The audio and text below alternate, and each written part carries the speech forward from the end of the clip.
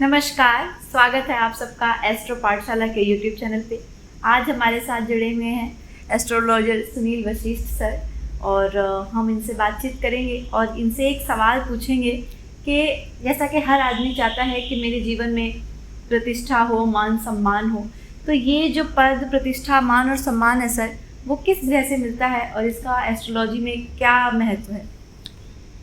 जो भी मनुष्य इस संसार में आता है, धन कमाने के बाद उसकी जो शेष इच्छा है वो इसी बात की है कि मेरे जीवन में मुझे सम्मान कब मिलेगा। वो रेस्पेक्ट चाहता है, प्रतिष्ठा चाहता है और ये प्रतिष्ठा, यश, मान, सम्मान, ये सभी चीज़ें आती हैं पद के साथ, यानी कि पोस्ट और पोजीशन के साथ। परिवार में आपका जितनी बड़ी पद होगा उतना ही ज़्यादा सम्मान होगा। सोसाइटी में भी आपके पास जितना बड़ा पद होगा उतना ही ज़्यादा सम्मान होगा। पद के साथ जुड़ी हुई कुछ चीज़ें हैं नेचुरल रूप से। वो क्या है? एक तो पावर। जब भी पद प्राप्त होता है तो इंसान के पास शक्तियाँ आ जाती हैं। अथॉरिटी, उसके पास कुछ अथॉरिटी चीज़ें आ जाती हैं। इसको हम जन्म पत्रिका में कैसे देखें? आइए मैं आप लोगों को बताता हूँ। आप सभी अपनी अपनी जन्म पत्रिका को खोल लीजिए और समझते हैं कि किस प्रकार से हम पद देखते हैं, यश देखते हैं। कुंडली में 12 भाव होते हैं। 12 भाव में जो लगन स्थान है, फर्स्ट हाउस, वो आपका अपनी सोच का हाउस है। फर्स्ट हाउस बताता है कि हमारी सोच कितनी ऊंचे लेवल की है, कितने ऊंचे दर्जे की है, अर्थात हम जीवन में कितना राइज करना चाहते हैं।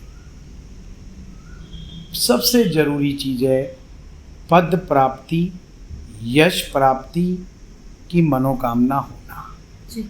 सोच होना। जब हमारे पास सोच होगी तो ही हम उसके पीछे कोई ना कोई एक्शन करेंगे। 10वां भाव कुंडली का एक्शन का हाउस होता है। यही वो हाउस है जो बताता है कि हमें पद किस लेवल पे जाकर के मिलेगा जी।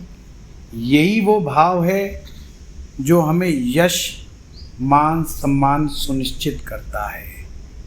पर ज्योतिष इतना सहज भी नहीं है कि हमने कुंडली का 10वां भाव देखा और देखा कि ये ग्रह बैठा है तो तुरंत बता दिया कि आपके साथ ऐसा होगा। नहीं, यहाँ पर मित्रों मैं आपको टेक्निक बताता हूँ। पद 10th हाउस है, पर पद की प्राप्ति, पद हमें कब मिलेगा? कोई व्यक्ति नौकरी करता है, जूनियर मैनेजर है, जूनियर इंजीनियर है, तो सीनियर इंजीनियर कब बनेगा? मैनेजर कब बनेगा? कंपनी में चीफ एग्जीक्यूटिव कब बनेगा? ये पोस्ट है। इन पोस्ट को प्राप्त करने के लिए जो टाइमिंग देखा जाएगा दशाओं में, वो देखा जाता है 7वां भाव, यानी कि पद आता है 10वें भाव से, पद की प्राप्ति आती है 7वें भाव से। 10वीं का 10वीं, ये बहुत गहरा सूत्र है। आप लोगों ने एस्ट्रो पाठशाला यूट्यूब चैनल में मेरी क्लासेस में कई बार इस सूत्र को जरूर समझा होगा। 10वीं का 10वीं यानी कि 7वीं इंसान को पद प्राप्ति के समय को बतलाता है। दूसरा कि हमें मान सम्मान कितना मिलेगा। मान सम्मान अलग अलग लेवल का होता है। एक मान सम्मान कि आपका मोहल्ला आपकी रेस्पेक्ट करता है। एक मान सम्मान है कि आप जिस जगह पर, जिस स्थान पर आप काम करते हो, वहाँ पर के लोग आपकी बड़ी रेस्पेक्ट करते हैं। एक मान सम्मान है कि पूरा शहर आपको जानता है। एक मान सम्मान है कि पूरा देश आपको जानता है, और एक मान सम्मान है कि इंटरनेशनली आप जाने जाते हो। इस चीज़ को जन्म पत्रिका में सुनिश्चित करने के लिए देखना होता है कि कुंडली के 10वें भाव से सूर्य की स्थिति क्या है। सूर्य 10म भाव के अंदर ही विराजमान है या 10म भाव से कितना आगे है, उसका सूक्ष्म अध्ययन करने से ही पता चलता है एक व्यक्ति अपने जीवन में कितना यशस्वी बनेगा। वैसे तो जनरल रूप से यश मान सम्मान के साथ के लिए सूर्य ग्रह को देखा जाता है, पर आप जान के हैरान होंगे हर ग्रह यश देने में सक्षम है। अच्छा। पर सभी ग्रहों का यश अलग अलग है। अगर आपके पास पद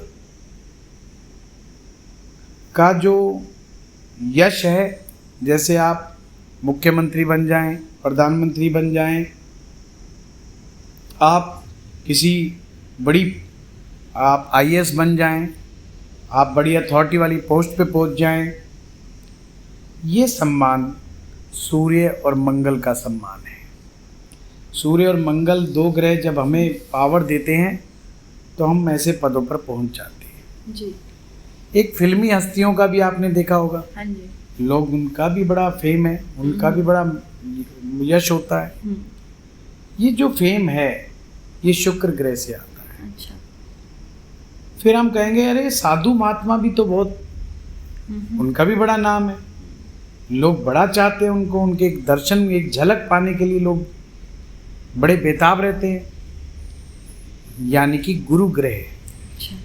धार्मिक लोगों को यश मिलता है गुरु ग्रह की ताकत से। फिर होते हैं साइंटिस्ट, इंजीनियर, शनि ग्रह उनको यश देता है।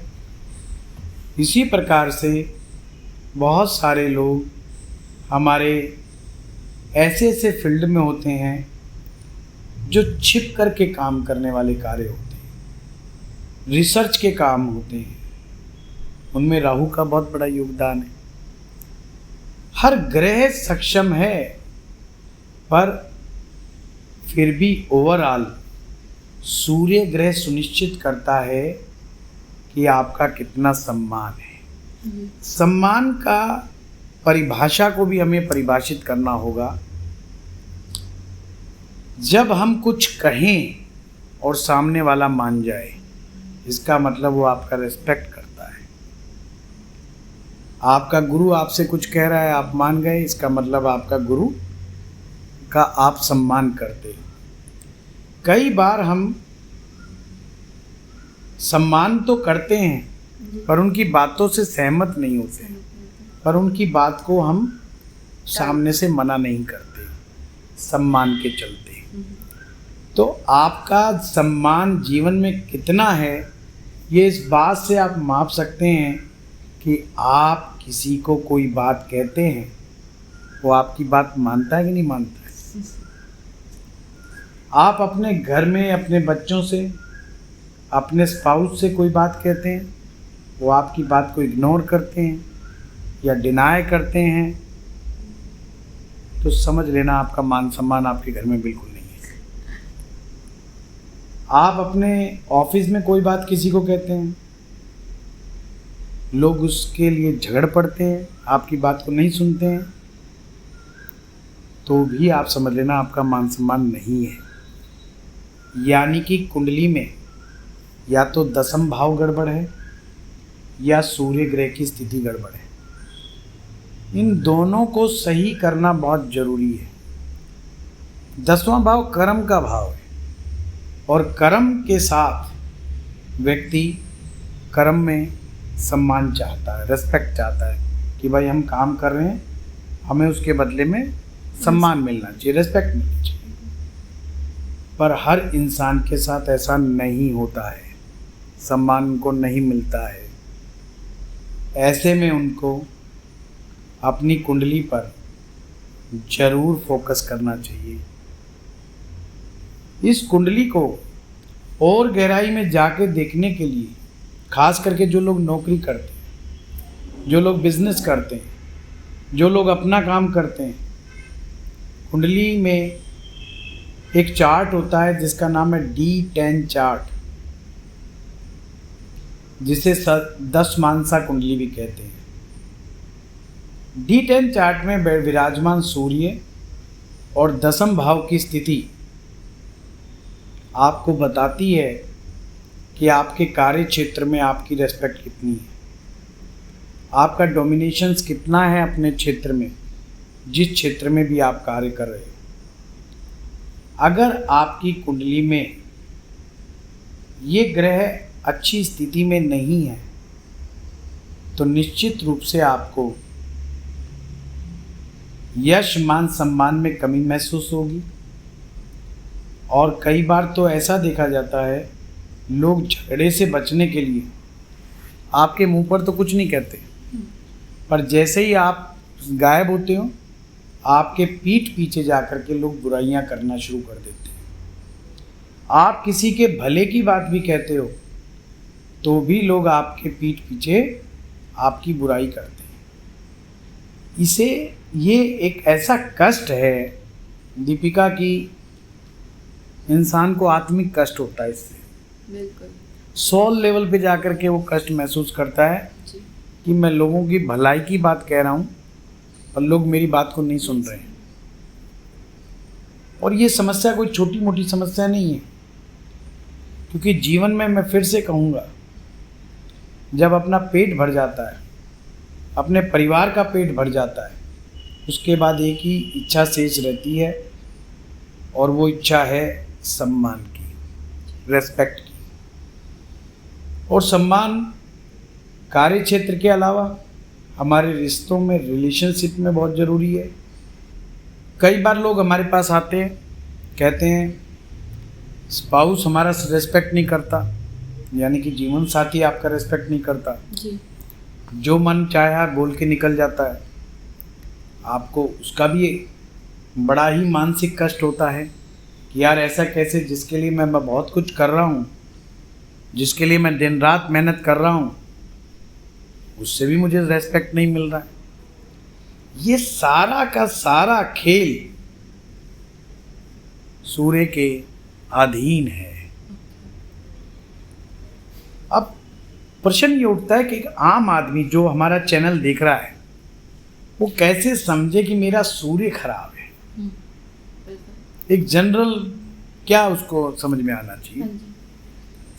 पहली बात, जो लोग सूर्योदय के समय नहीं उठ पाते, सूर्योदय के बाद उठते हैं, समझ लेना सूर्य खराब है। आजकल परंपरा है 11 बजे उठने की दिन में, ये बताता हूँ उनका सूर्य खराब है। और सूर्य खराब होने का सीधा सीधा मतलब क्या कह रहा हूँ मैं, रिलेशनशिप खराब है। उनके रिलेशनशिप जीवन में, आने वाले जीवन में खराब होंगे ही होंगे। जब भी उनका विवाह होगा, उनकी मैरिज लाइफ अनस्टेबल होगी, उसमें चैलेंजेस होंगे। सूर्योदय के समय खड़े हो जाओ, उठ जाओ, जाग जाओ। दूसरा लक्षण, सोते समय मुंह से राल निकलना, थोड़ा सा पानी निकलना होठों की इधर से, सूर्य की कमजोरी है। पेट के बल होकर के लेटना, रात को सोना, सूर्य की कमजोरी है। आपकी अपने फादर से नहीं बनती, पिता के साथ अनबन हो जाती है, या पिता का सुख नहीं मिलता, पिता आपको सपोर्ट नहीं करते, पिता के साथ आपके विचार नहीं मिलते, पिता को भी तरक्की उन्नति नहीं मिल रही है, पिता भी गरीबी का जीवन जी रहे हैं या स्ट्रगलफुल लाइफ जी रहे हैं, कहीं ना कहीं आपके सूर्य में कमजोरी है। एक बड़ा गहरा सूत्र दीपिका बता रहा हूँ जी। जिस बच्चे का सूर्य अच्छा हो गया, खुद परिवार में ऐसा बच्चा आ गया जिसका सूर्य अच्छा है, बाप तरक्की करेगा ही करेगा, दुनिया की कोई ताकत उसको नहीं रोक सकती। बाप जीवन में आगे बढ़ जाएगा। और पिता स्ट्रगलफुल लाइफ जी रहा है, बच्चे का कहीं ना कहीं सूर्य कमजोर है।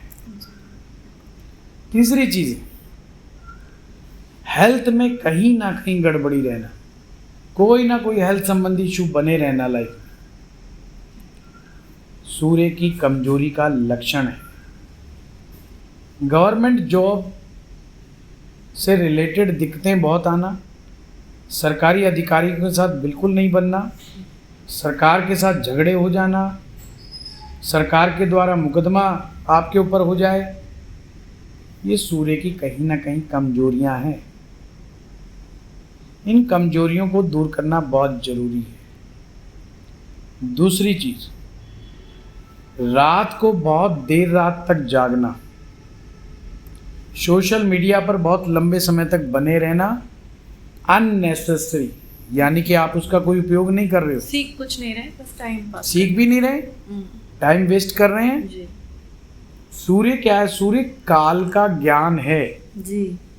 सूर्य हमें बताता है कि कब उठना है, कब सोना है, कब जागना है, कब, सूर्य से ही हम देखते हैं। दिशा सूर्य एक प्रकार की ब्रह्मांड की घड़ी है जी। जो हमें बता रहा है कब उठना है, कब जागना है, कब सोना है। सूर्य के हिसाब से हम चलते हैं। अगर कुंडली में सूर्य ठीक नहीं है, आप कोई भी जीवन में काम सही समय पे नहीं कर पाओगे। इसका मतलब बहुत गहरा सूत्र है ये। जी।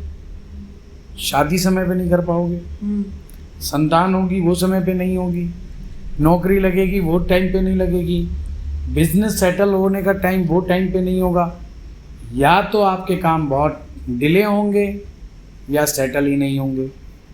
ये सूर्य केवल एक छोटे मोटी चीज़ों के बारे में नहीं है, पूरा जीवन चक्र हमारा इसी पर आधारित है। हमारा जो नाभि है, हमारा जो मणिपुर चक्र है, जो कि पूरे शरीर का मिड पॉइंट है, केंद्र है, एक तरह से कहीं ब्रह्म स्थान है, ये सूर्य है। अगर आपका नाभि ठीक नहीं है, मान सम्मान भूल जाओ। अच्छा। जितनी समस्याएं मैंने बताई हैं आपको, सारी समस्या उसके जीवन में मिलनी है। पेट से संबंधित गड़बड़ियां होंगी ही होंगी उसको। तो ऐसे में सर्वप्रथम अच्छे विशेषज्ञ से सूर्य का आप अध्ययन करें, कुंडली का, और दशम भाव का अध्ययन करें। अगर ये ठीक नहीं है तो इनके उपाय करें, ताकि आपको इन समस्याओं का सामना ना करना पड़े। अगर आप चाहते हैं कि हमें किसी ज्योतिषी से नहीं पूछना है, खुद ही ज्योतिषी बनना चाहते हो, तो हमारे संस्थान को ज्वाइन करें। हमारे कोर्स चलते रहते हैं हमेशा। हम लोग पिछले 18 सालों से ज्योतिष सिखाने का कार्य कर रहे हैं। सबसे कम प्राइस पर सबसे बेस्ट और रिच कंटेंट देते हैं। हजारों स्टूडेंट्स हमारे यहाँ से ज्योतिष सीख चुके हैं। और यदि आप कंसल्टेशन लेना चाहते हैं तो भी आप वेलकम हैं। पर मैं आपसे हर एक से कहूँगा, आप कुंडली में सूर्य ग्रह को जरूर ठीक करें, उसकी रेमेडी करें। सूर्य को ठीक करने का सबसे अच्छा फार्मूला तो ये है, जीवन में बार बार सूर्य साधना करें। सूर्य साधना कैसे होती है? अगर हमारे दर्शक कमेंट बॉक्स में लिखेंगे कि उन्हें सूर्य साधना जाननी है, समझनी है कैसे होती है, तो मैं ज़रूर इसके ऊपर वीडियो बनाऊंगा कि सूर्य साधना कैसे होती है, कैसे की जाती है, क्या नियम है सूर्य साधना करने के, और हम दर्शकों के लिए ज़रूर देंगे। तो दीपिका, ये था आज का टॉपिक कि मान सम्मान, प्रतिष्ठा, पद प्राप्ति कैसे जन्म कुंडली में देखते हैं। और ज्योतिष में बहुत सारे परमुटेशन, कम्बिनेशन होते हैं। उन सभी का अध्ययन करके निचोड़ निकाल के ही बताया जा सकता है।